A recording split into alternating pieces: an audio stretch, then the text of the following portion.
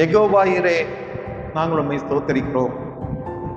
ஆதியாகமம் 22:14 சொல்லப்படுகிறது, ஆபிரகாம் அந்த இடத்துக்கு யெகோவா ஈரே என்று பெயரிட்டான். அதனாலே கர்த்தருடைய பர்வதத்திலே பார்த்து கொள்ளப்படும் என்று இந்நாள் வரைக்கும் சொல்லப்பட்டு வருகிறது.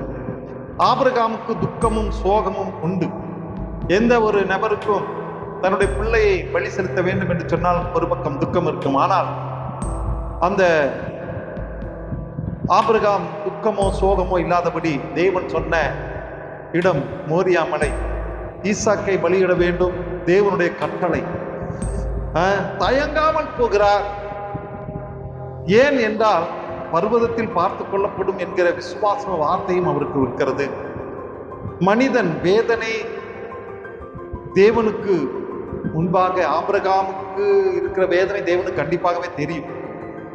அந்த சமயத்திலே தான் அங்கே தூதன் கூப்பிடுகிறார், பலி நீக்கம் செய்யப்படுகிறது, ஆடு பலிக்கு கொடுக்கப்படுகிறது. ஆபிரகாமின் கீழ்ப்படிதலை நாம் பார்க்க முடியும். கர்த்தர் ஆபிரகாமின் கீழ்ப்படிதலை அங்கீகரித்தார்.